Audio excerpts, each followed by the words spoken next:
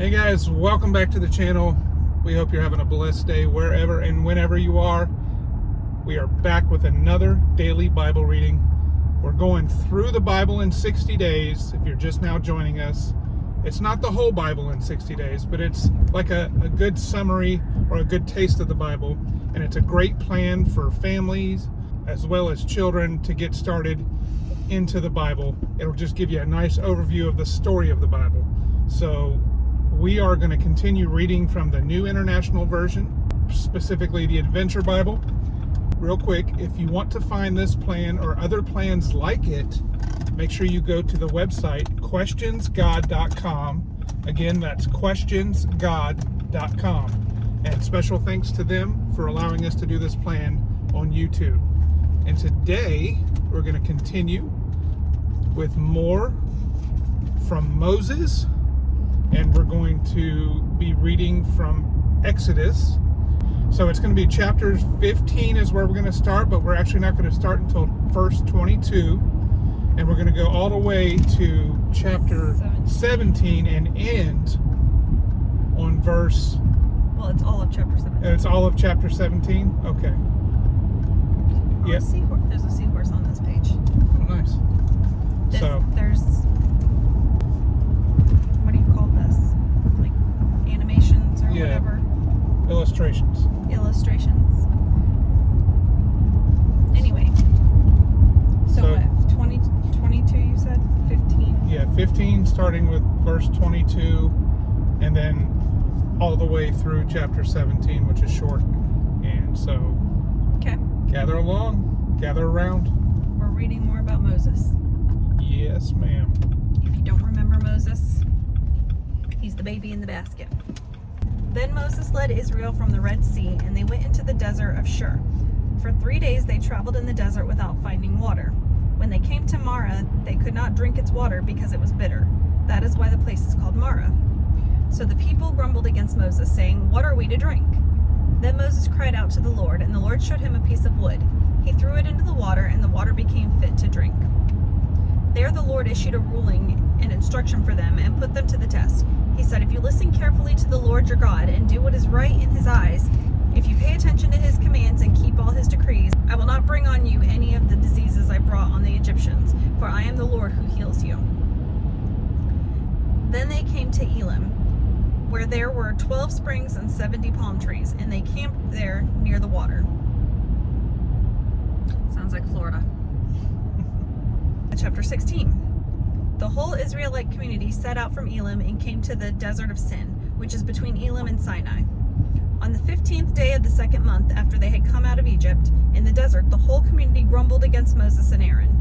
The Israelites said to them, "If only we had died by the Lord's hand in Egypt. There we sat around pots of meat and ate all the food we wanted, but you have brought us out into the desert to starve this entire assembly to death." Then the Lord said to Moses, "I will rain down bread from heaven for you. The people are to go out each day and gather enough for that day.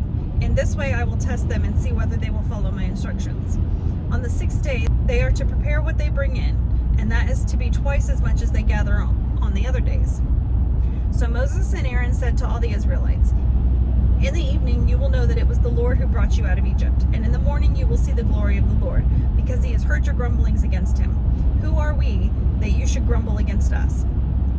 Moses also said, "You will know that it was the Lord when he gives you meat to eat in the evening and all the bread you want in the morning, because he has heard your grumbling against him. Who are we? You are not grumbling against us, but against the Lord." Then Moses told Aaron, "Say to the entire Israelite community, 'Come before the Lord, for he has heard your grumbling.'" While Aaron was speaking to the whole Israelite community, they looked toward the desert, and there was the glory of the Lord appearing in the cloud. The Lord said to Moses, "I have heard the grumblings of the Israelites. Tell them, at twilight you will eat meat, and in the morning you will be filled with bread. Then you will know that I am the Lord your God." That evening quail came and covered the camp, and in the morning there was a layer of dew around the camp. When the dew was gone, thin flakes like frost on the ground appeared on the desert floor. When the Israelites saw it, they said to each other, "What is this?" For they did not know what it was. Moses said to them, "It is the bread the Lord has given you to eat. This is what the Lord has commanded. Everyone is to gather as much as they need. Take an omer for each person you have in your tent." The Israelites did as they were told. Some gathered much, some little, and then they measured it by the omer. The one who gathered much did not have too much, and the one who gathered little did not have too little. Everyone had gathered just as much as they needed. Then Moses said to them, "No one is to keep any of it until morning." However, some of them paid no attention to Moses. They kept part of it until morning, but it was full of maggots and began to smell. So Moses was angry with them. Each morning, everyone gathered as much as they needed, and when the sun grew hot, it melted away. On the 6th day, they gathered twice as much, 2 omers for each person. And the leaders of the community came and reported this to Moses. He said to them, "This is what the Lord commanded. Tomorrow is to be the day of Sabbath, rest, a holy Sabbath to the Lord. So bake what you want to bake and boil what you want to boil. Save whatever is left and keep it until morning." So they saved it until morning, as Moses commanded. It did not stink or get maggots in it. "Eat it today," Moses said, "because today is a Sabbath to the Lord. You will not find any of it on the ground today. 6 days you are to gather it, but on the 7th day, the Sabbath, there will not be any." Nevertheless, some of the people went out on the 7th day to gather it, but they found none. Then the Lord said to Moses, "How long will you refuse to keep my commands and instructions? Bear in mind that the Lord has given you the Sabbath. That is why on the 6th day he gives you bread for 2 days. Everyone is to stay where they are on the 7th day. No one is to go out." So the people rested on the 7th day. The people of Israel called the bread manna. It was white like coriander seed and tasted like wafers made with honey.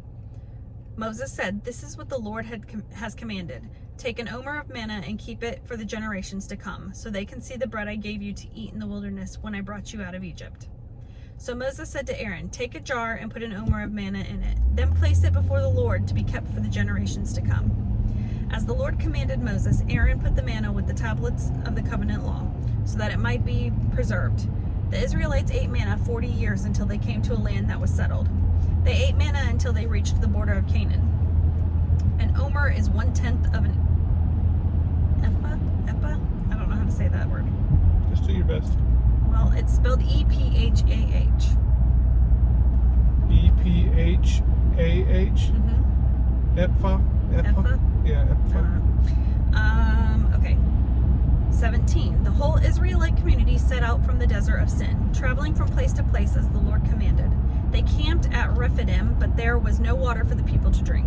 So they quarreled with Moses and said, "Give us water to drink." Moses replied, "Why do you quarrel with me? Why do you put the Lord to the test?"